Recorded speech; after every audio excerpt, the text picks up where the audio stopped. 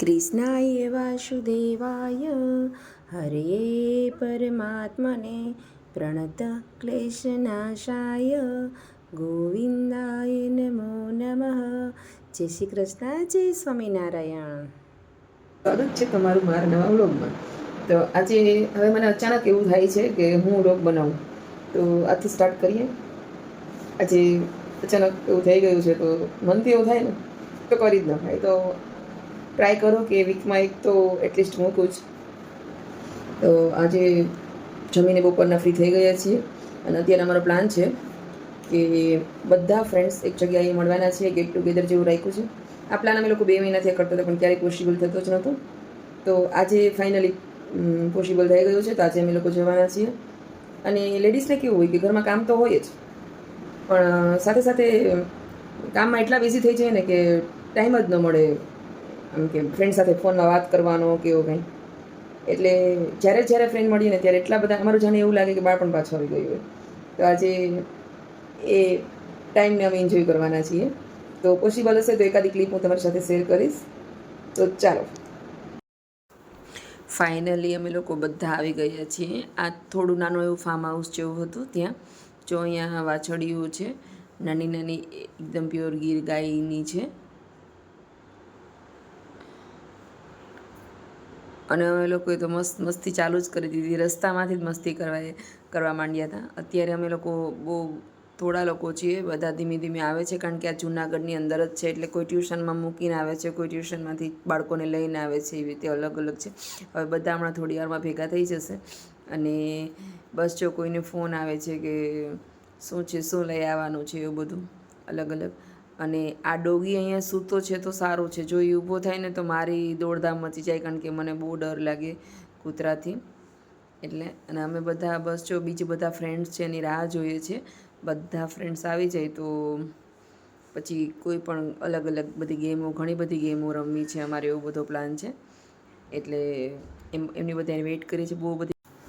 બસ અમે લોકો બધા વાતોમાં ને એટલા બધા બિઝી થઈ ગયા હતા ને કે ટાઈમની કંઈ ખબર જ ના રહી. અને બાળકોનું પણ એક મસ્ત ગ્રુપ બની ગયું હતું. એ લોકો પણ રમતા હતા. એટલે હવે એમને ભૂખ લાગી, મમ્મા ભૂખ લાગી. ત્યારે અમને એમ થયું હા 8 વાગી ગયા, ચાલો હવે આપણે પણ રસોઈ કરવા વળગીએ. આમ તો રસોઈ તો બની જ ગઈ હતી. પાણીપુરીનો પ્રોગ્રામ છે એટલે બહુ બધું બનાવીને જ આવ્યા હતા. તો આ સાઈડ બટેટાનો મસાલો બનાવે છે આ લોકો, અને અમે આ કાંદા સુધારીએ છીએ આ સાઈડ. વાતુમાં ક્યાં ટાઈમ ચાલ્યો જાય ખબર જ ના પડે. અને અલગ અલગ બધી ગેમો રમતા હતા બાળકો સાથે બધે. તો બહુ બધા બાળકોને પણ એટલી મજા આવી ગઈ. આ જો લિયા, હાય લિયા. બાળકોને પણ એવું કે અમે શૂટિંગ કરીએ. બાળકોના જ્યારે મમ્મા લોકો કામમાં હોય ને તે બાળકો પાસે મોબાઈલ આવી જાય એટલે એમને મજા જ પડી જાય. બાળકોને પણ એવું, જો મોબાઈલ હાથમાં હોય તો ટાઈમની કંઈ ખબર જ ના પડે ને ભૂખ પણ ન લાગે. જો હવે છાશ પણ આવી ગઈ છે ને છાશ પણ તૈયાર થઈ ગઈ છે.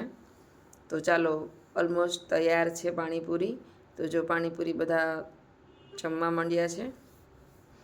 લેડીઝને આમ પણ પાણીપુરી બહુ જ ભાવતી હોય, પણ કેવું કે આ બધા ભેગા હોય ને જે જમીએ ને એની મજા જ કંઈક અલગ હોય. તો ચાલો, તમે પણ પાણીપુરી ખાવા આવી જાઓ. પાણીપુરી બધાએ બહુ બધી પાણીપુરી ખાધી. અને હવે પાણીપુરી ખાઈ લીધી છે તો હવે વાસણને બધું સાફ તો કરવું જ પડશે.